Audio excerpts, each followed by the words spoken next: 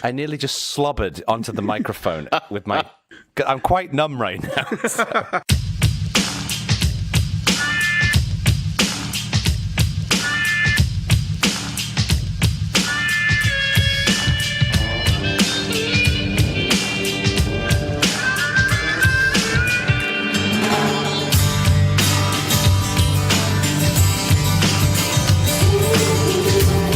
Hey everyone, welcome to Bad Voltage episode 40 of season 2. We're still not pod fading. I'm here with my faithful compadres, Stuart Langridge and Jeremy Garcia. If I sound a little bit weird, it's because I've literally just had a filling. And because of that, I'm actually not going to stay for the entire show because I've got to get into a phone call. Everything's become late because I have English teeth, or more importantly, that my parents didn't teach me how to brush them when I was a child. Well, I feel like, we should get some Colgate sponsorship or something. Since we keep making noises at either Google or Microsoft to send us hardware and no one's done it. So I think maybe going after Aquafresh or something for season 2 might be the way forward. I think maybe we should just be sponsored by some manufacturer of string and some manufacturer of door handles, because that's how it's going. Okay, so... Anyway, enough of my dental issues. We're going to do news for the entire show. Because that's what we love doing, and that's what people seem to like hearing. So should we get started with that? Go for it. You can start. All right. Should I start? Yes. Well, let's talk about the Pixel 3, because it was announced, as well as some other Google stuff. We talked about the Pixel 3 a few shows ago, because it's been leakier than just... the leakiest of leaky things. There was some conspiracy theories around, Google's hardware event on the 9th of October that maybe they were going to have a secret Pixel Ultra, and this whole thing was a ruse. And even before you dialed into the live YouTube stream, they were playing videos of people basically saying, "There's not much more to know about this. It's been leaked so often." So I thought, ooh, there's something exciting coming down. They're like, no, it really did just leak as much as that. That was so daft. Announcing it like that, making a big deal that it was leaked, and then not announcing anything that wasn't leaked was... I honestly can't tell whether they just didn't have anything else, or whether it was some kind of attempt to manage expectations ahead of the thing, because to stop people just not showing up, because they thought, well, I know it all anyway. So, and they thought, well, we haven't got any other products to announce because it just all got leaked.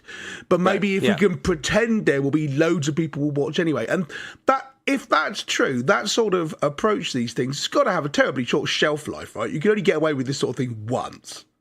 Yeah, I mean, and the thing is as well, there was nothing particularly surprising in their announcement. There was a couple of cool software features, but all the hardware, the Pixel 3, the Pixel Slate, the Pixel Hub, or the Google Hub, or whatever it's called, the Google Home with a screen wedged onto the top of it. Yep. It was all known about. I'd be calling it Google's version of the Amazon Echo Show in my head, right. But yes. Which it absolutely is. As far as I can tell, has everyone else on Earth. but yes. But there was, and it wasn't, Google, or, sometimes they'll have like those stupid Google cameras, or they'll have some kind of IoT robotic hamster that will catch someone by surprise. There was nothing new. Everything was leaked. Yeah. And this was either leaked deliberately, which I suspect it was, or, as we've talked about before, they need to fire their security team, and they need to fire their employees for leaking this stuff, because it's ridiculous. I mean, it is. I would be embarrassed if I was Google with how much this leaked. Well, hang on, right? We're surely in favour of people not keeping stuff secret and then doing big launch events, right? Because it's annoying. I think it's I think it's fun to have the launch event with the exciting surprises. Yeah, I agree, actually. It's really? and from Google's perspective, I just don't know how this looks good. Anyway, I was more disappointed in the fact that the Pixel 3 just isn't very good. I was ready to click by, hoping that at least some things weren't leaked, or it was a little different than what was leaked. And I'm going to keep the essential. That's just not a good phone. Exactly. I mean, as far as I can tell, the only people who saw the Pixel 3 come out and then just reflexively bought it are morons. Listeners, can you see where this is going? Wow.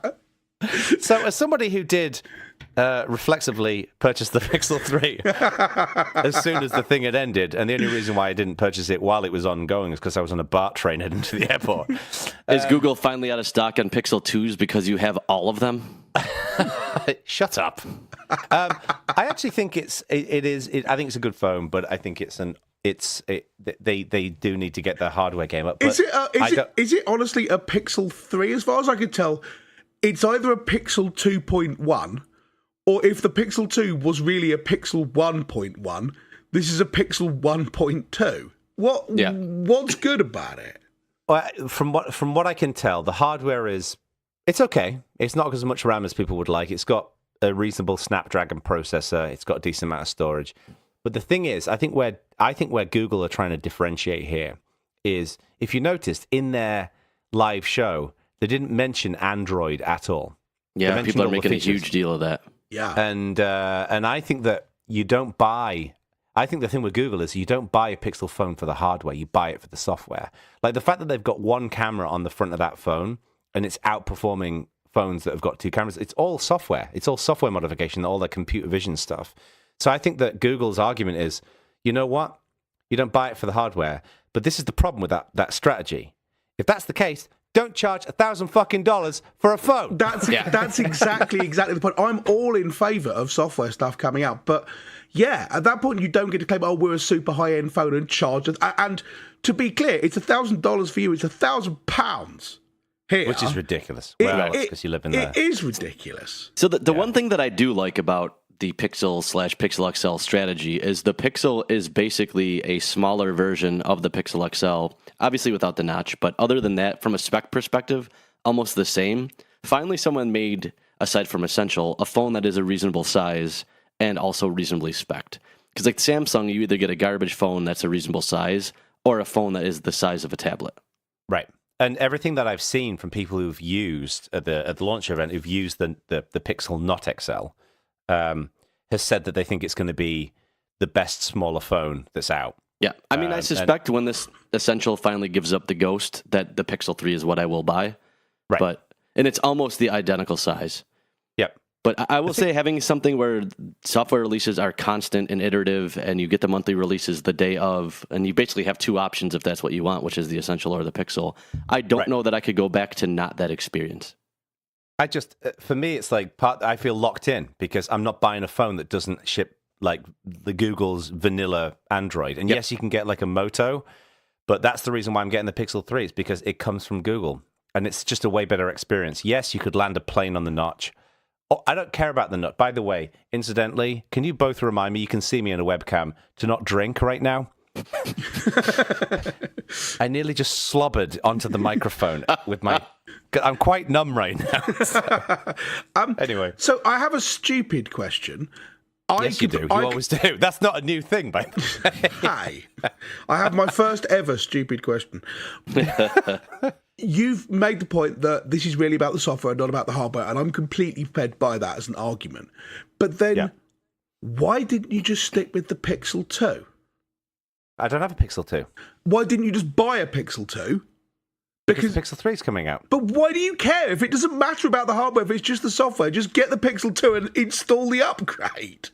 How many people, apart from, shall we say, martial arts professionals who happen to be ginger, the gingerest of the ninjas, how many people who do podcasts of a tech variety would buy an older phone when a new one's just come out? That's not how we roll. That is absolutely not how we roll. So your argument is, honestly, I don't need this new phone. It costs too much money, but I'm going to buy it anyway because that's just what we do. Is that honestly your argument? At which point, no, I was right. You're a moron. No, and the defense isn't going to sound good in response to this. I dropped the Pixel 1 in the bog, right? It's not waterproof. Jeremy was right once again. So I've been using this Moto G5 from about 3 years ago. It's a bit rough around the edges, and it's stopping charging. I needed a new phone, hence Pixel 3. If I'm going to buy a new phone, I'm going to buy the best Android phone on the market. I'm not buying an iPhone because those things are awful. So that's why I got the Pixel 3. Why would I go and buy the last generation's phone? Because the hardware doesn't make any difference, and it saves you £500 to spend on lager, or a new exercise bike, or whatever. You know, or both. So not for £500. Wasn't your one like $4,000 or something? That Peloton thing. Wait, The Peloton is pricey. $2,000 and it's $500 a pint around here. So, But you see my point. If we're honestly in a position where the hardware genuinely doesn't matter. And say that. This is you saying this, the most eager Pixel purchaser on earth. Didn't say that hardware doesn't matter. Just the hardware is not that. I don't think the hardware is as much of a focus. So you see the Apple event. All they talk about is the hardware, and the hardware is very impressive. But that's because right? Apple are a hardware manufacturer. I completely agree with you that Google are basically a software manufacturer, and the phone is just a device on which they bring you the software. But then why buy the new phone? Because I think that Gixel, I think that Google's view here is they're looking at it from the consumer perspective, and all the nerds who are complaining about the size of the notch and the fact that it's got a chin and all this kind of stuff, they're all complaining about the hardware. And I think Google's view is if we really want to sell to a consumer audience, they don't care about how much RAM is in a phone. They don't care about what processors in a phone. They care about it delivering a great experience. So what Google talked about at their hardware event was software. They talked about the Top Shot thing, and they talked about the fact that you can take pictures in dark settings. I think consumers do care about how it looks. I do agree that the fascination with the amount of RAM in this device is bizarre, even to me as someone who's into that kind of thing. If it runs fine, it runs fine. I think they've optimized it in a way that the RAM's not an issue. I would certainly say that people should have more RAM in their phones than they currently do. And an awful lot of people's vague unhappiness with the responsiveness of a phone is down to RAM. But that's not a reason why people should care more about it. It's just why every phone manufacturer should just double the amount of RAM in their phones and then shut up. Well, the problem is, of course, is how it works in the first 6 months and how it works 3 years later. Well, yeah. Yes. But I think consumers do care about the look, though, and that's where I think they missed a little bit. They don't necessarily need to look like an iPhone, and I think a lot of the industry chasing what an iPhone looks like is misguided at best. But I do think there's a reason to buy the 3 instead of the 2. Even it has a better camera, it has a better processor that supports some newer things as far as AR and stuff like that. Yeah. So to buy a phone now, I mean, get the Pixel 3, I think. I don't agree with buying last year's, because the camera is substantially better. The one thing that I like is, I'm a big fan of Unbox Therapy, and Lewis, who presents the show, he's clearly in the Android camp compared to the Apple camp, and he made a pitch to Google, which was to turn off the because it's an OLED display, right? So you can turn off the pixels next to the notch, and it doesn't look like a black screen, pretty much. But to put the notification icons up there, so essentially you have a square screen, so it looks aesthetically more pleasing than the notch, because notches do look weird. But then you're using that screen real estate up there to put the notifications, but it's just white notifications on a black background. Yeah. And I hope Google do that, because then you get the benefit of the larger screen. You don't see the notch, and it looks aesthetically. To me, that just seems like an obvious thing to do. Yeah, I'm amazed no one's done it already. In the developer settings in Android, you can actually add a notch at the bottom, so it looks kind of like asymmetric. It's like. What Muppet would want that? Why would you want an additional notch at the bottom that does nothing? It's just a bit of black at the bottom. Okay. Well, if you want that, you don't actually need that in the Android developer settings. You can take your phone, which doesn't have this, and then just stick a piece of black tape on it if you want. Just colour it with a felt tip pen, and that would be fine. You know, someone's done that. Whoever did that also ate a crayon at school. I should note, by the way, that they didn't just release the Pixel phone. They also released the Pixel Slate, a ChromeOS tablet, and no one cares, as far as I can tell. Yeah. There's been hardly anyone talking about it, and everyone who is talking about it is just going, whatever. It's the biggest meh release I've seen in ages. It looks quite cool, but the problem is that the Pixel books were stupidly expensive. Yeah. For what it is. And I think that people are anxious about buying one of these laptop tablet crossovers until they can actually run proper application. I think they found a niche. They do very well in that niche, education being one of them, but there's a couple others. And they sell like bonkers in those areas. And then consumer-wise, I don't think many people care. I agree that Chromebooks sell well into education, but I don't think the Pixel Slate's going to. It costs $1,600. Was it that expensive? I knew it was expensive. Yeah, I didn't know it's that expensive. That's well. I believe it tops out at $1,600. So I think you can buy different kind of models of it, and that's the most expensive one. Jeez. But nonetheless, it's brutally expensive. It is brutally expensive. You don't have a particularly good battery life, right? It's got the same as just buying an ARM tablet, which has got Android on it. Yeah. I vaguely like Chrome OS, and you've got Crostini coming up, so you can run proper applications. It says Pixel Slate, not to cut you off, Pixel Slate starts at $599. I've got it here saying it. Fake news. Hashtag fake news. Tops out at $1,600. Also already sold out, so. It's also what? Sold out. It's also sold out. Well, that gets rid of that no one cares element. You can join the wait list if you'd like, but so it's $5.99, $7.99, $9.99, and you are correct, $15.99. Right, yeah. So there's a pretty wide range on what's available Massive. there then. Yeah. The only thing that would attract me to it is I like the idea of one of these laptop tablet crossovers, potentially, particularly for people like designers or very visual people who like the pencil and everything. Yeah. I don't want to run Windows 10. And I think a lot of people don't want that kludge that is Windows 10. So I can see why people would want that kind of thing. And Chrome OS is going to be better. The Microsoft Surface is a pretty neat device. God! I suspect 15 minutes is probably enough for this topic, to be fair. Shall we move on, given the fact that I've got to go in 13 minutes? That is fair. So in that case, before you go then, we should talk about Google Plus. The late lamented Google Plus, which is shutting down. Talking about no one cares. Well, apart from the 15 people who listen to Bad Voltage, who are deeply hurt about this, so we're going to have a wake. Oh, well, to be honest with you, I don't even think so. I mean, I don't think any of us particularly use it anymore. We were quite certainly Jono and I were very big users of Google very Plus. heavy users of it. Yeah. I don't use social networking in general, so it's not like I use Facebook instead. I just really don't use any of them. Yeah, but I mean, G Plus is shutting down, and to be honest with you, I thought you were a heavy user of Snapchat, Jeremy. Yeah. The writing has been on the wall for some time on this. And the reason that, to me, is very apparent is because they said Google Plus is shutting down, and people's response in general wasn't, oh no, it's the end of the world. It was kind of, and a rather rueful nod.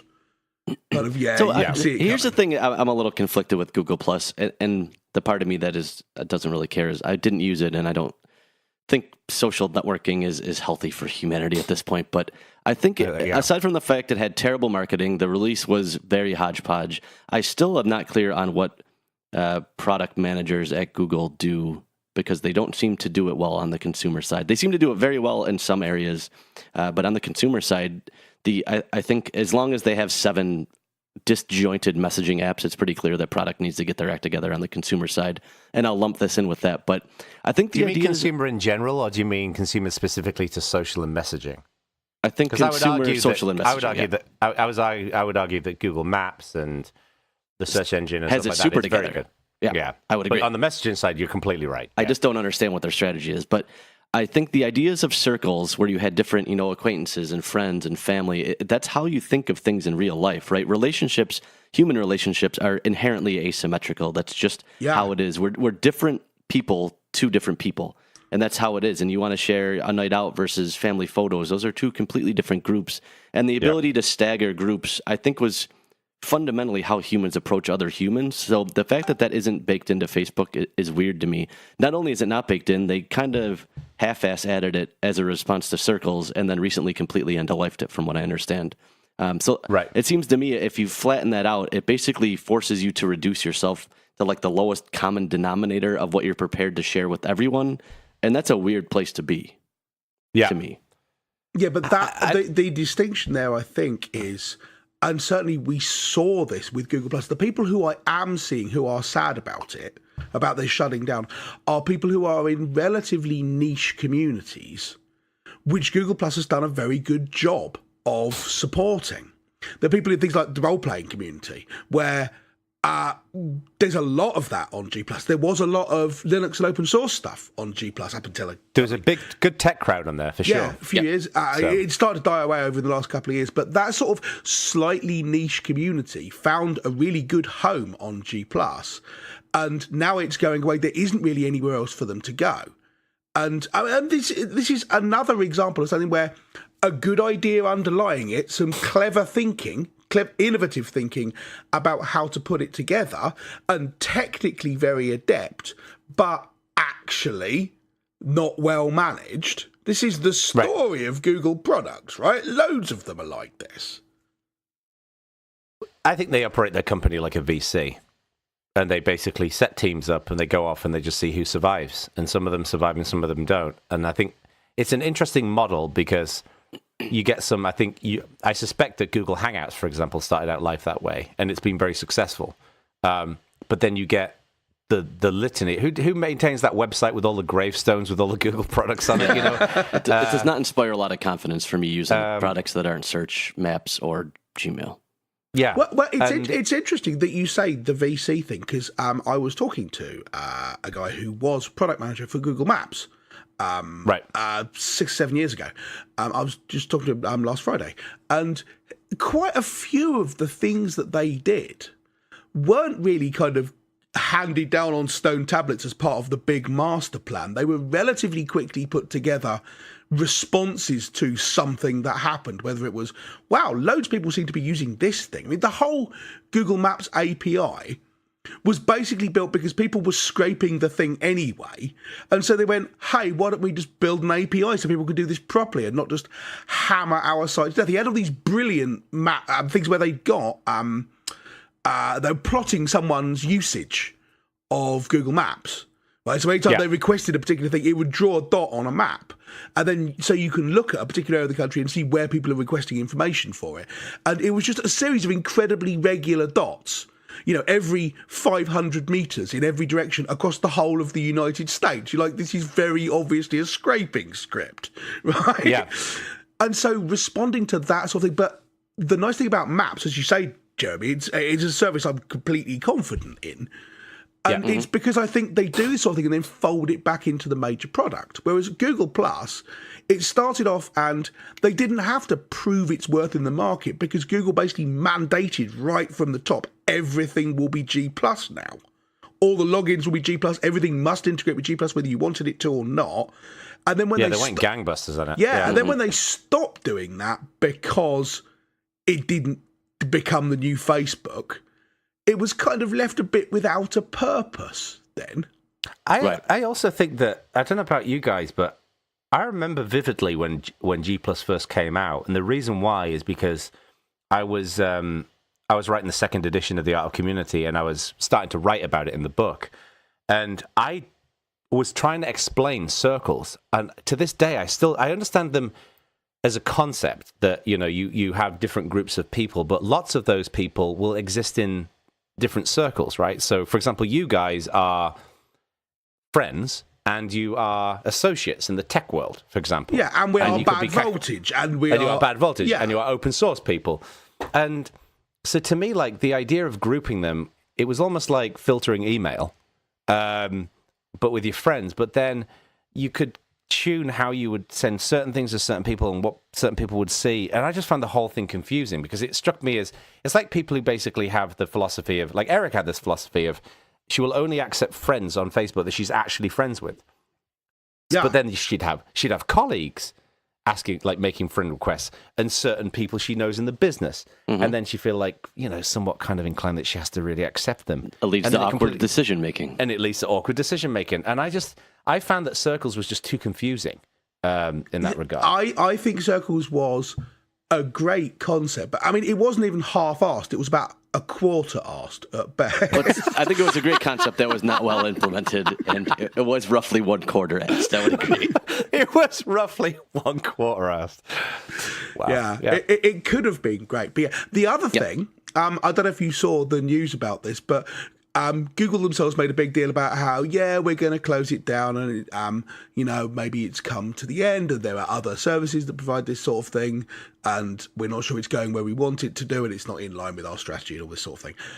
But also, apparently, there was a great big Google Plus security bug. That's why, wasn't it? According to the Wall Street Journal, they reportedly had a data leak, private data of at least hundreds of thousands of Google Plus users, and so the Wall Street Journal said they've seen a memo prepared by Google's legal and policy staff, which showed that leadership was concerned about causing a potential privacy scandal, and I can see them sort of thinking, well, you should be shut down, G+, not sure. And then this comes along and they think, fine, this is just the last straw, let's cut it down. And I can kind of understand that.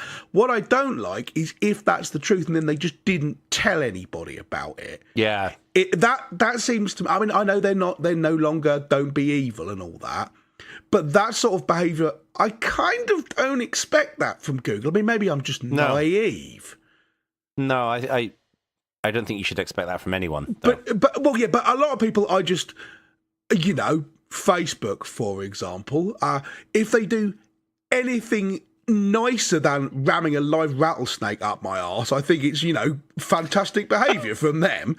But Google, I hold them to a slightly higher standard than a lot of other companies. And the idea that they might go, okay, we had this sort of privacy leak, but we'll keep it secret because it would look bad for our reputation, is the sort of thing where I would hope Google would say, yeah, it will look bad for our reputation, but it's more important to us to not be the sort of company who thinks like that.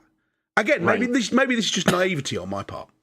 I tell you what I'd like to see, and I don't think it'll happen, but I'd love to see this, is I would like to see Google spin up, or maybe as an element of Google Ventures, is to basically, when they have a product like Inbox or Reader. Google Plus or Reader or whatever that people have liked, is to basically then try to identify if there are startups who would like to maintain that, and then Google Ventures would.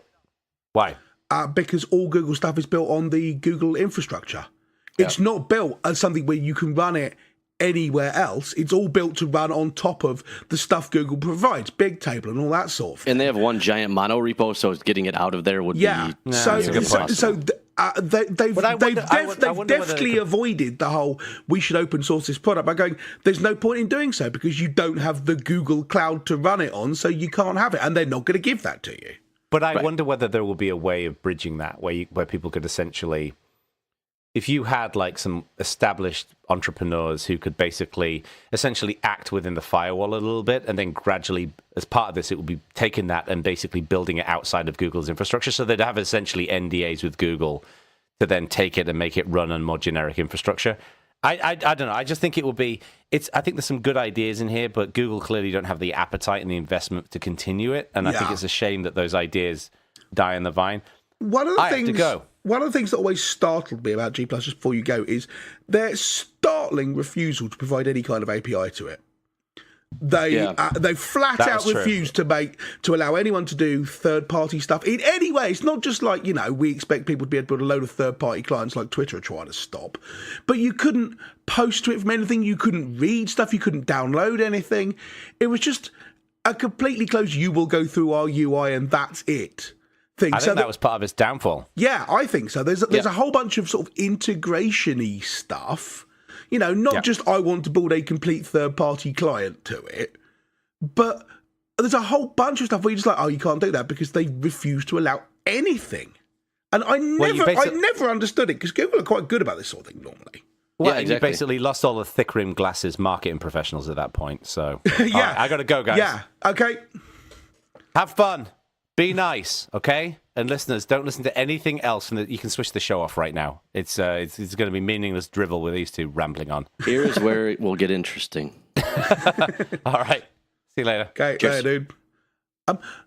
So why do you think they did that, Jeremy, the API thing? Because, Jono's point about the thick-rimmed glasses marketing professionals, not being able to post to it from things like Buffer is important, Yeah, I honestly do not know. I'd be curious if you could get someone at Google to go on the record with this. I've never found they wouldn't don't comment on it. When people ask the question, they avoid it or just go, well, that's not currently in the plan or whatever. And you think, well, okay, a lot of companies are genuinely like that. And they're not interested in exposing that sort of programmatic access or information or whatever. But Google, no, they're pretty good at providing APIs to things. And I don't get why, typically, especially as you say, for a social thing where you want people to integrate with it as much as possible. Exactly. You know, I mean, do you have speculation there?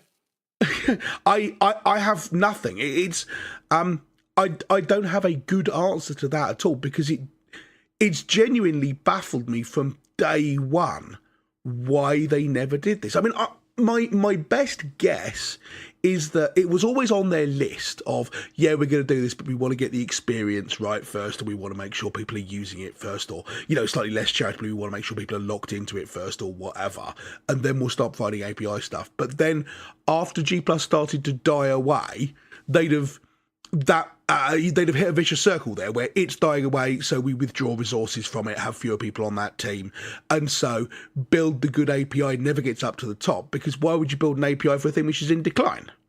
Right. So my best guess is it was always number 4 on their list of things that needed doing, and it never got above number 4, and now it's being shut down. But that's the most charitable answer I can think of. Interesting. Yeah, but I mean, I can't even think of uncharitable answers. It's not, I think, well, obviously they didn't provide an API because of this evil motive. Certainly the one doesn't come to mind, right? Yeah, I can't even think of a nefarious reason to not do this. It's just stupid. Yeah. Yeah, and then, right, okay. So, G Plus going away. and we don't know why. The Pixel 3, not particularly exciting. This has not been a great month for Google, right? No, it doesn't seem like it.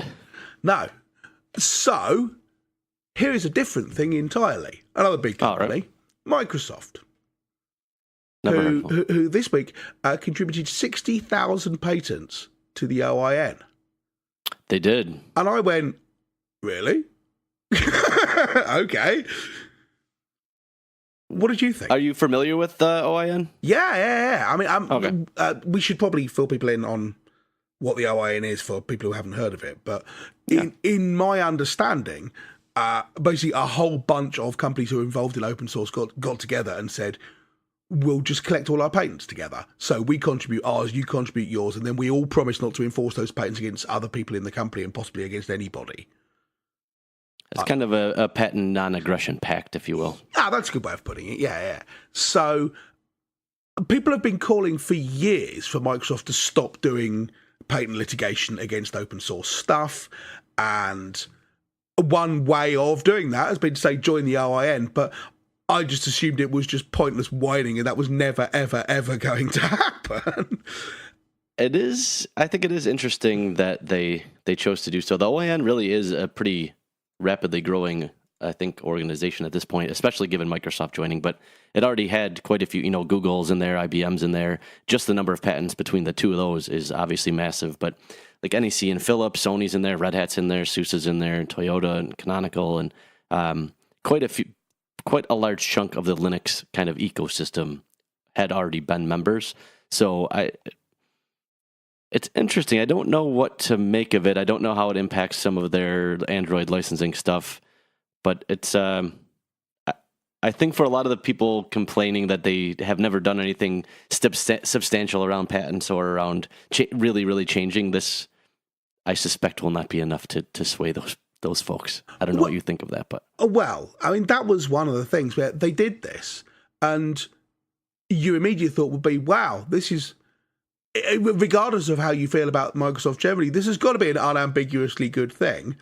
But the level of distrust among some of the community is still so high that like this happened and they're like, yeah, but bunch of reasons why this is not a good thing or why it's not enough of a thing or whatever. I mean, the but I've seen the most in coverage is, but software patents shouldn't exist anyway, so this is dumb.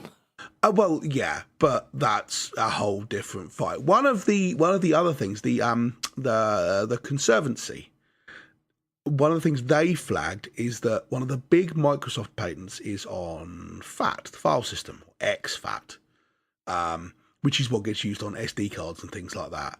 And Microsoft have targeted Linux products in the past that knew how to do exFAT so they could read an SD card or an externally plugged in USB drive or whatever, based on the fact that they hold exFAT patents.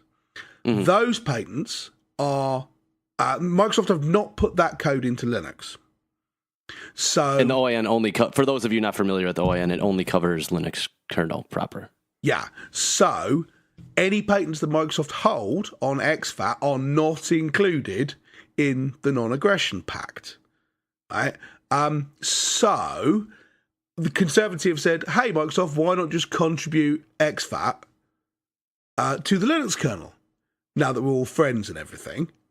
And that, I think that would be a good thing to do. I mean, it's hard to see this OIN move as anything other than a good thing. It might not be the best thing, but it's certainly good. It's a material improvement over how the universe was 2 weeks ago, right? Yeah. So it'll be interesting to see if they do the exFAT thing. But yeah, I am increasingly coming to the position that I do not think there is anything at all that Microsoft could do for a reasonably large subset of the open source community other than shut down and go away. There's literally nothing else that will keep people happy. Which seems, at least to me, to be an unreasonable bar. You can certainly see why Microsoft aren't particularly keen on buying into this plan, right? But right. I don't know. I mean, we had Steve Wally on the show and talked about this in quite some depth. But I don't know. It's just kind of disappointing to me that there's nothing that they can do which will even receive congratulation. Right. You know, it's just, you think, well, you know, I mean, it'd be good to see the exFAT thing and so on, but this is a good thing. And is there any major Linux player who's not in OIN? I don't believe there are any. I mean, not that I can think of offhand. No. Given that Red Hat, SUSE, Canonical, IBM, I mean, those are... yeah. No, I don't... Yeah, I don't follow them super closely on a day-to-day basis, but... Yeah, major players all over us. I don't know, I mean, software patents aren't going away, right? Unfortunately, I believe they are not. There seems to be a little bit of an appetite to genuinely kind of fix the system, but I don't think the people that are going to fix the system consider it going away as the fix, unfortunately. But some sanity seems to be coming to the topic in a way that I hadn't seen in recent years. So it's encouraging. Hopefully things will change. I think the three of us broadly have the same opinion on software patents. So we'll see what happens. I've certainly heard people talk about how the patent system is broken and needs reforming, and it does. Have you seen all the stuff about Marshall, Texas? Where all the court cases go? Yes. So, yeah. So for people who haven't come across this, an awful lot of patent lawsuits are litigated in a town called Marshall in Texas. And part of the reason for that seems to be that judges there tend to take quite a pro-patent stance. And so you go to this relatively little town in Texas, and they've got things like a brand new sports stadium built by Samsung. And it's just utterly shameless. How much, and the companies obviously know which side their bread's buttered on, right? So they go and be incredibly nice to this town. In return, the town is incredibly nice to large companies with large patent portfolios. But I don't know whether that's the sort of thing that people are talking about reforming or what, because you can't have a sensible discussion about this, really, because if you talk to open source people about it, the opinion is, well, the whole entire thing is broken. It's not just that, but should you be able to choose where your cases are litigated at all? And it basically boils down to, we're fine if there are court cases about anything to do with software, as long as big companies always lose. And well, I do think for the Texas thing is just, bonkers. The first time I heard about it years and years ago, I thought it was one of those things that couldn't conceivably be real. And then you research it and you think to yourself, wow, I cannot believe this is a thing. It is. But so when you say people are talking about reform, what do you think might happen? Is there any sensible reform which will actually materially improve things, which falls short of just sack off the whole thing, which is, I agree with you, not going to happen? Well, so I think part of the impetus, at least it seems to me, and this is definitely anecdotal to be very clear, is the Google Oracle, I think, judgment was so out of line with what a lot of people expected that even large companies now who hold a lot of patents think something terrible might happen to me. So I think that changed the mindset of software patent holders because it is a little bit, I think, unreasonable of a judgment with a very large monetary penalty. I can certainly see that. I mean, Oracle obviously being the Prince of Darkness are totally in favour of this sort of thing. But right. Yeah, I can totally imagine people going, wow, even we might fall foul of this. If Google can, who have all the money in the world and all the lawyers in the world, can still fall. Yeah, so, I can see that exciting some desire for reform. Right. How that reform plays out in the current political landscape is anyone's guess, and I don't even have a guess to give, but it would seem to me that something will probably change, be it how software patents are either applied for or licensed, or it might even be not that the law changes, but things like OIM become much more popular across the industry in a way that mitigates patent trolls. And I don't know what it looks like, but I suspect it will happen sooner than later at this point. Oh, fingers crossed. Anyway, different news. Go. Have you seen this thing about Solid and Tim Berners-Lee? Yes. So Tim Berners-Lee, for those of you who are not familiar with him, had a lot to do with the original World Wide Web, as it's called, back in the late 80s there, has come up with this new quote-unquote... Early 90s, but yeah. Oh, I thought it was like 88 or 89. Anyway, this new quote-unquote decentralized web, which I'm not sure what that means. The web, by almost any definition of the word decentralized that I've ever understood, is completely decentralized. I think his assertion is that Facebook and some of other places that have data silos have such large silos that it's only pseudo-decentralized now. I don't know that I agree with that definition. That's words largely... have meanings, and I don't like when people change them for marketing or other reasons. Yeah, I mean, that's largely the thing he's complaining about. He's identified that, yeah, in theory, anyone can set up a website. That's still the true. The original dream of HTTP is still there. But in practice, what you've got is half a dozen or a dozen really big data islands, and that's it. And yes, maybe referring to that as a lack of decentralization is not a correct terminology, but it's nonetheless a real problem that he's identified, and Solid is his attempt to fix it. Yes.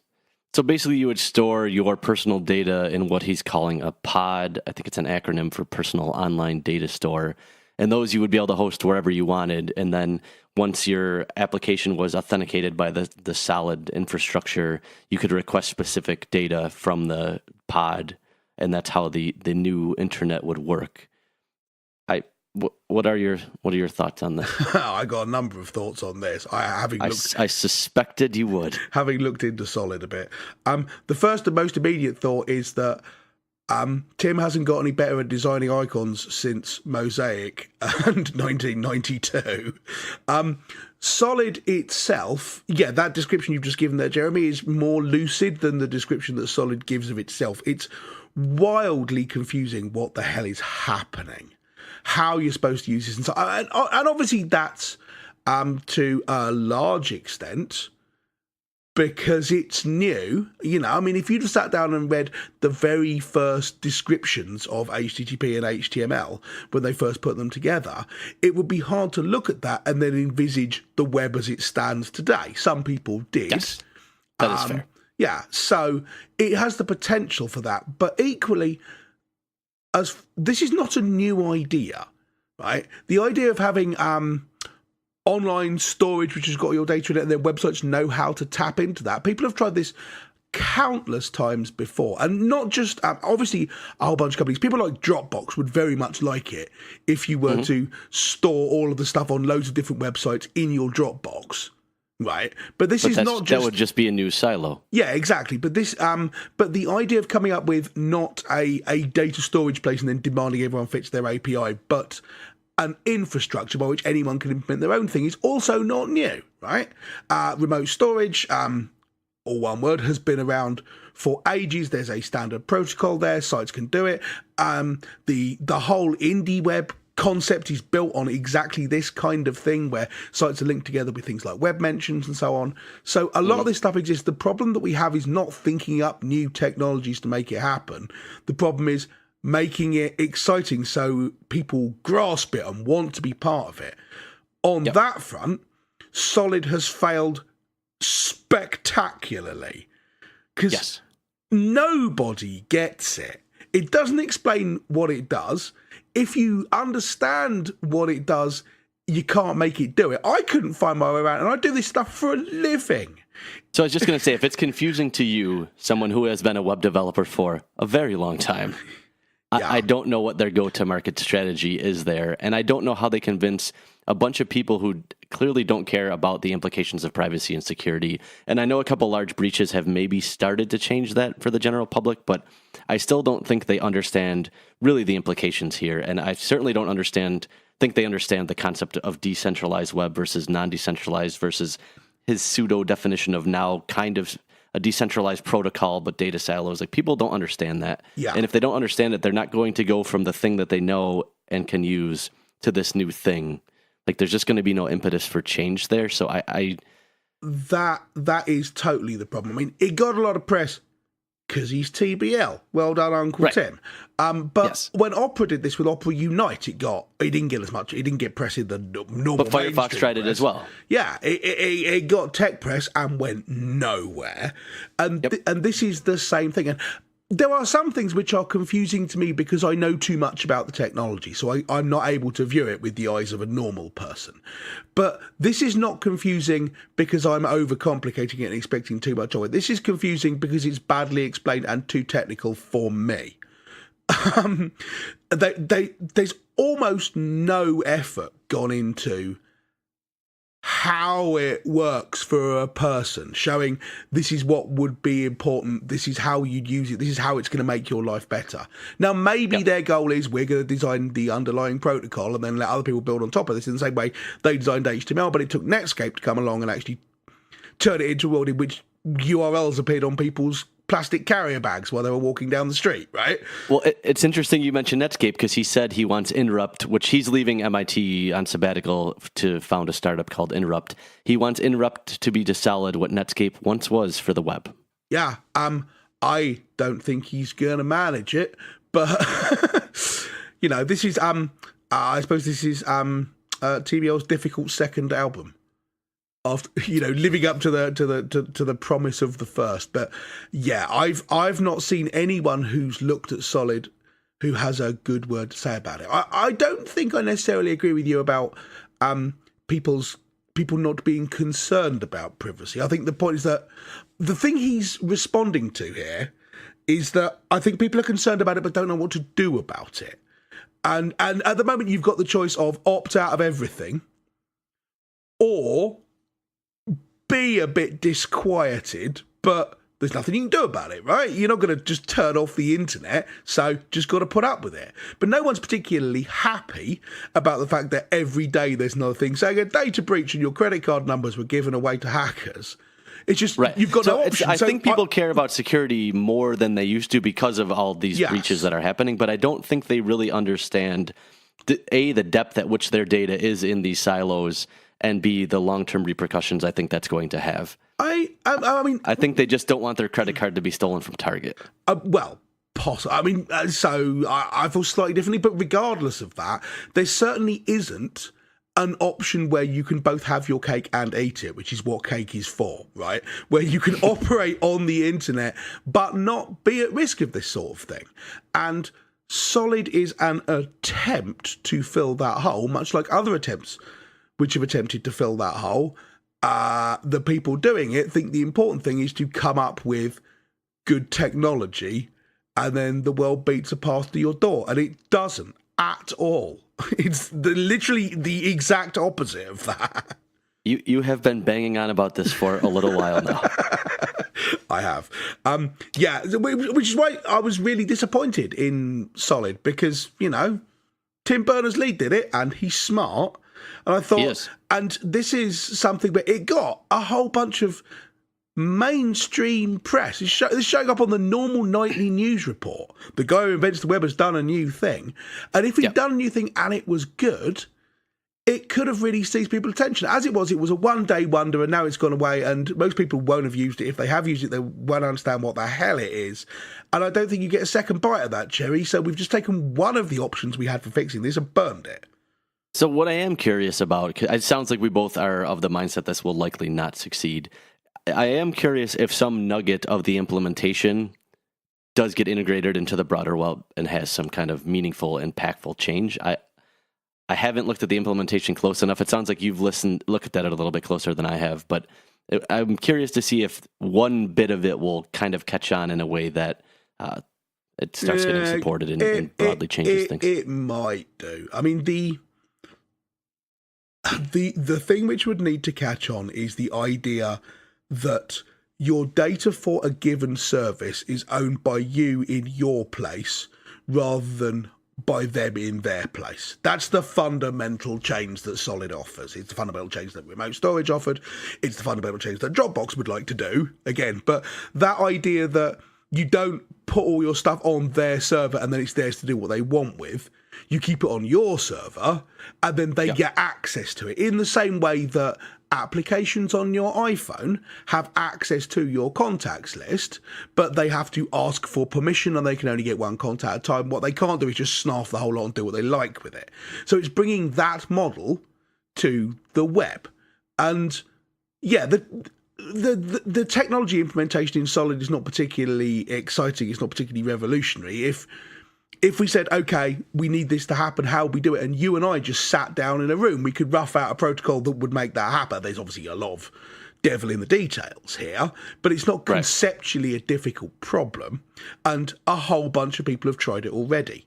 What I would like this to put that idea in people's heads, but it hasn't particularly done so, I don't think. And even if people did like the idea, they're not going to use Solid to do it because it makes no sense. Right. Yeah. So anyway. So it looks like we have time for probably one or two quick ones. Yes. Do you have anything that you think's interesting, but... Oh, well, one very quick one, really. I mean, we've talked about the GDPR in the past, and we're now far enough into a world with GDPR in it that people can start drawing conclusions and looking at statistics and so on. And apparently, in Europe, since GDPR was enacted, there's been a measurable drop in the average number of trackers that websites put in their pages. Right, so it's down 4% or so, which is not a huge amount, but which is not very much. Yeah, but it's still down. Sure. Interestingly, apparently in the US, the opposite is true. And it's not very clear why this is the case. I honestly don't know whether... my theory on why this is the case is a whole bunch of companies had to go, fine, we're now going to stick a thing on the front saying, do you want to opt into all of this? Yes or no? Which is itself against the GDPR, really. What you're supposed to do is opt people out and then they have to opt in, but whatever, different argument. Right. But I think since they did that, they thought, well, if someone's opted in, we might as well just fill it up with as many trackers as we like. And then you combine that with the fact that if you can geodetect that someone's not in the EU, you don't have to show them the pop-up box. So it's possible that people are cramming more stuff in because now you know people have opted in. But if you're in the US, you're considered to have opted in without being asked, therefore more trackers. I don't know. That's kind of guesswork. What we've got is the numbers that they seem to be up in the US, down in the EU. I also thought it was interesting that even in the EU, some, especially smaller ad tech vendors, were really, really impacted. the penetration of Google trackers in the EU specifically actually went up almost a full %. Yeah, that was Also an interesting. It does seem like there's sort nugget of consolidation going on here. So something we talked about when we first talked about the GDPR was, I think it's conceptually a good idea, but you were worried that it would have a whole bunch of unforeseen ramifications, a bunch of emergent phenomena, which I did voice that concern. you did, and I think to some extent at least, this is in fact becoming the case, that you build a world in which instead of there being not any trackers on websites, which was their goal, what you end up with is a bunch of more invasive trackers run by half a dozen big companies, and then you put the rest of the ad tech industry out of business, which is a sort of unpleasant emergent phenomenon you were probably talking about. I'm interested to see how, I mean, obviously, there hasn't been no fines doled out from GDPR to my knowledge yet. No. And it's still no real case law. So I am curious to see, I don't know, 18 months from now, how all of this has changed as it plays out. And as I'm sure there's been no cases where it's gone all the way to court yet. There have been people saying this company is doing this thing that's against the law. But it'll be interesting to see as those make their way through the legal system in the EU, what ramifications that has and how the landscape changes. I would like to see who the first high-profile test case is going to be, because there's a whole bunch of companies basically gambling that it won't be them. Yes, absolutely. So we should see how it works out. Anyway, do you have a final piece of news? Let's end on one that is quick but a little bit depressing. It's almost half of all U.S. cell phone calls will be scammed by 2019. And the one thing that really caught me here, if you read the article that I linked to, it was a CNET article. It was that last year, the number of scam calls was 3.7%. This year, it's 29.2%. And next year, it's estimated to be about 45%. Now, that is a staggering change. You've got to bear with me here, because I don't know whether I'm atypical or whether the UK is atypical or whether the US is atypical, but you just don't get that many scam calls here. I mean, there are going to be people now in the UK or the EU listening to this going, "You're joking, I get scam calls all the time." But I get multiple a day, every single day. Yeah, see, that's nuts. Is this... And it's... Because I was going to say, the interesting thing, if you're in the U.S., if I see a number that has my area code and the first 3 digits of my exchange, I automatically know it's a scam, because that seems to be de rigueur these days, is you do area code exchange the same, because I think the mindset must be, oh, well, they must live near me or something, even though area codes are all over the place in the U.S. now because mobile porting and stuff. But I probably get 2 calls a day from my area code and exchange. See that, and they're universally spam. Yeah, that's crazy. It's not, as you say, when you it's the thing, and I read the article, I went, "What? Really? That's bad." Yeah. But yeah, so obviously, because I thought at first maybe the percentages were going up not because there were more scam calls than before, but because people are increasingly not using their phones for actual phone calls.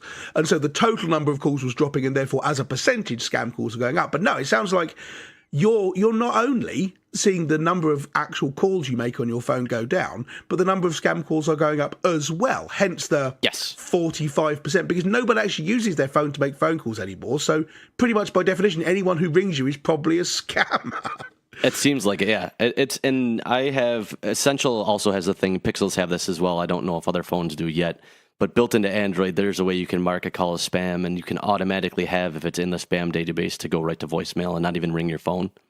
So I have that enabled, and I get, like I said, multiple voicemails a day, every single day, that my phone didn't even ring, because it's already in the spam database, which I guess you think would help, but maybe not enough phones have that feature yet. That's crazy. I would be interested to hear, people listening to the show, do you get lots of spam and scam calls on your phones? And if you come and tweet at Bad Voltage or drop a thing on our forum or whatever, but tell us where you are in the world, because I'd love to know, because I don't think this is anything like as prevalent outside the US as it is inside the US, and I don't know whether that's because you're unlucky because your phone system is notably screwed up already, or whether this is just a harbinger for, and you're just a year ahead of everyone else in technology, and it's coming to the UK next. Right. Is the phone system going to go the way of SMTP, where there's a whole bunch of spam heuristics involved and the whole thing, just like there is with... Well, one of the more convincing proposals I've heard for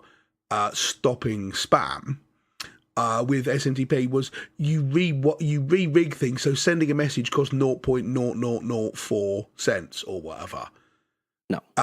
Right. That was Bill Gates' idea, I believe, originally, and it's not.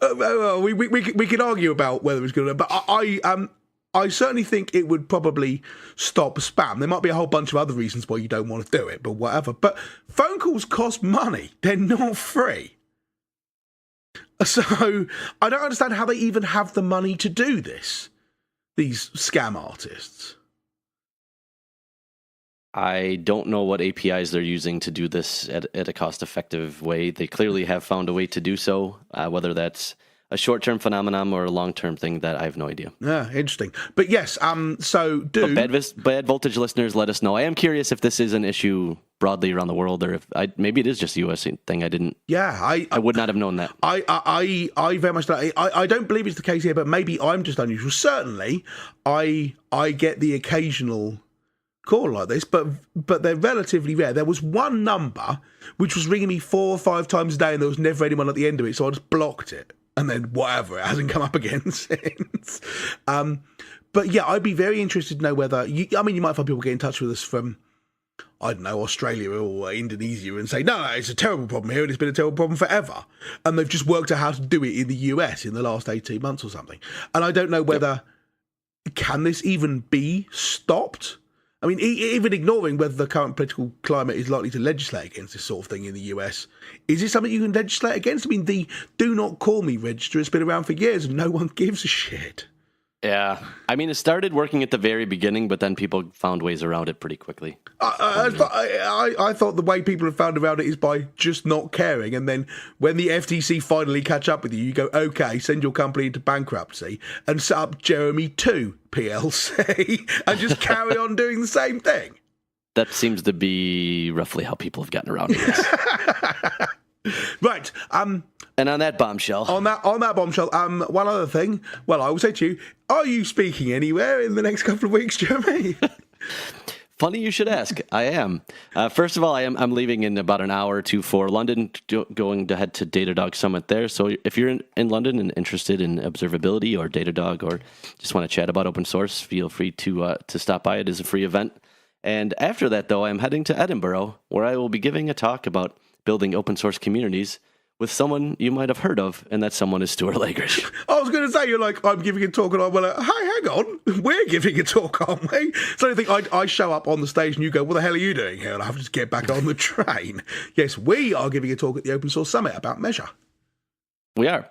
So if you will be in Edinburgh for, what is it? The 21st to the 20th. No, it's the 22nd to the 24th, sorry. Yes, and our talk is on the 24th. So if you're in Edinburgh, if you're going to Open Source Summit, let's talk about open source communities and how to sustainably grow them. Yes, give us a shout. We'll be there. Are you speaking anywhere else in the interim? No. I did a talk on Friday, but that's done now. So... Well, it sounds like that's a wrap. I will see you in Edinburgh. Yes. If I don't see you before that. And for you, the listener, thanks for listening. That is all.